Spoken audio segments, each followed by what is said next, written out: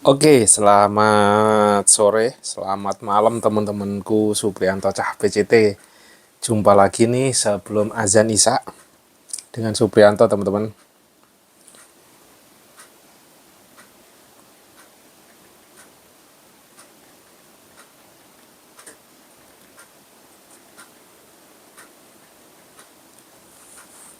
Jadi begini ceritanya teman-teman.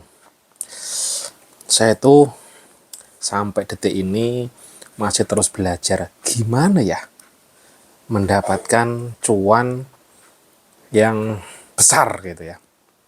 Udah pasti ini juga cita-cita dari banyak teman-teman semua ya. Ya, saya pernah merasakan mendapatkan rupiah itu bagus dan luar biasa di luar yang saya pahami, di luar nalar saya sendiri, yaitu pada saat datang corona kemarin.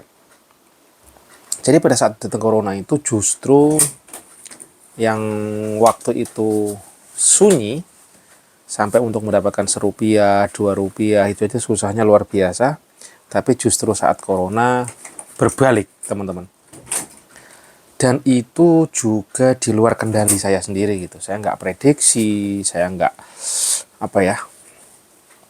saya nggak plankan gitu ya. Dengan segala keterbatasan knowledge dan ilmu saya tiba-tiba nongol gitu aja dan tanpa persiapan. Nah, pada corona terjadilah penurunan berat badan lumayan. Ya sudah, apa adanya gitu teman-teman.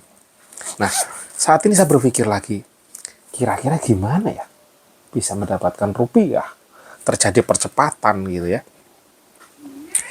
kok rasanya berat sekali gitu.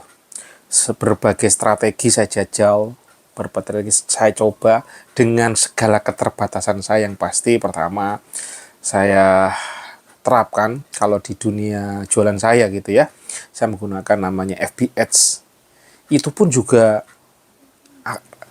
rada berat saat ini, cenderung saya sering banget boncos teman-teman.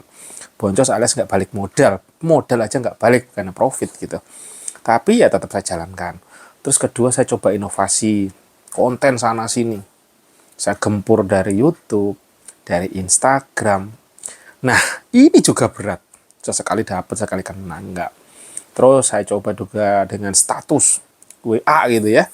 Saya bikin gambar, bikin ini status gitu ya. Itu nyantol 1212. Tetapi belum itu semua masih jauh dari dream saya sendiri teman-teman. Kadang-kadang sesekali memang di hari-hari tertentu tiba-tiba naik yes gitu. Tapi bahkan pernah beberapa kali sehari itu benar zero. Ini bagi saya tantangan luar biasa teman-teman. Ya memang saya ini basically-nya bukan seorang marketing teman-teman. Saya nggak ngerti gimana marketinginnya gitu ya. Jadi saya belajar itu benar-benar dari kondisi in real life, daily life saya gitu ya. Gilaku, oh ini begini. Tapi saya berpikir ada nggak ya cara percepatan yang oke gitu. Karena kalau saya pantau ada orang yang sampai miliaran per hari. Wih, pasti ada cara nih teman-teman. Nah, ini saya terus belajar gimana dan terus yang nggak lupa saya lakukan adalah berdoa memohon petunjuk ke Allah karena saya merasa nggak nyaman sekali pada saat ada hutang gitu ya. Saya misalkan untuk produksi daily ini kan ada beberapa di support vendor gitu dan itu ada hutang, aduh rasanya nggak nyaman sekali gitu. Saya pingin lepas dari hal seperti itu, jadi saya kalau ke vendor tuh bayar cash gitu. Tetapi kondisi yang tidak memungkinkan untuk detik-detik ini gitu.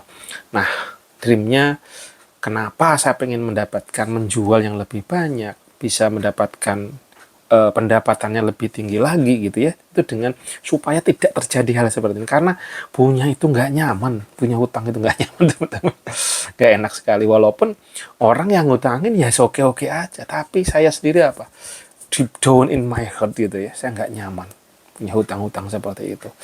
Terpikir terus loh, ya Allah gimana caranya ya. Terus selanjutnya saya dengan belajar konten ini. Ternyata bikin konten gini juga tidak mudah teman-teman. Karena apa? View itu sangat-sangat kecil. Tapi ya terus saya konsistenin teman-teman. Makanya kalau dia teman-teman lihat ada video-video saya pasti view-nya bahkan ada di bawah 10, di atas 10. Sesekali memang ada 100, 300, bahkan ada yang ribuan juga, bahkan ada yang sampai ratusan ribu juga ada. Cuma itu masih sangat jarang. Nah, saya niatkan istiqomahin aja belajar teman-teman gimana kayak gini. Nah, terus yang saya lakukan selanjutnya adalah ya misalkan manajemen database, itu pun saya masih lemah teman-teman. Memang untuk konsisten, untuk itu tuh berat. Nah, satu-satunya cara yang saya jalankan adalah yaitu saya berdoa ke Allah. Ya Allah, saya pasrah, saya mohon petunjuk, tunjukkan jalan yang terbaik buat hambamu ini gitu. Itu yang saya lakukan. Kalau enggak, jempalik teman-teman. Jempalik benar-benar. Jempalik itu artinya apa? Mentalnya kalah duluan, drop, tepar. Apalagi tiba-tiba ada orang yang meminta uang. Mas, saya minta dibayar dong misalkan gitu. Terus saya punya hutang, minta tiba-tiba ditagih, padahal kondisi tidak bisa membayar. Itu rasanya ngaruh. Belum lagi how to survive. Gimana survive untuk anak-anak, sekolah, listrik, internet. Itu kan udah rule of the game yang harus dicukupkan setiap bulannya. Nah, pada saat jadi seorang entrepreneur, seperti saya ini yang stabilnya belum bagus sekali gitu ya. Kadang-kadang itu wis pokoknya kayak naik roller coaster. Kalau pasrah ke Tuhannya kurang, bermohonnya, lilahnya kurang, apapun yang terjadi gue harus tegak. Badai datang apapun gue harus kuat. Nah, kudu begitu. Nah, kalau mengandalkan diri sendiri, tumbang, sakit, loroh, pokoknya entek gitu ya. Maka yang ya dilakukan adalah ya pasrah Gusti Allah aja. Jalan rezeki ada. Cuma saya juga tetap masih penasaran gimana caranya memperlancar jalur rezeki. Saya terus coba cari cara. Karena apa? Karena dari kecil nggak ada tuh diajarin orang tua, guru, sekolah, nggak ada. Kamu begini loh cara cari duit. Gini loh supaya rezekimu lancar. Lakukan ini nggak pernah ada. Yang ada adalah kamu didik sebagai pekerja. Lulus sekolah cari kerja, bukan cari duit, bukan mendapatkan duit gitu. Gimana duit itu datang, tapi cari kerja. Jadi waktunya habis untuk gimana mendapatkan pekerjaan di pekerjaan terus berlatih ini. Ya duit dapat, cuman ya enggak, ya udah mentok-mentok aja gitu. Makanya saya penasaran sekali di dunia entrepreneur. Kok bisa orang-orang hebat, terbaik, yang saya harapkan bisa jadi seorang entrepreneur dengan yang jalan yang baik, jalan yang diridhoi gitu. Nggak harus ikut sana, ikut sini, halal haram tanpa dikenal, ya janganlah.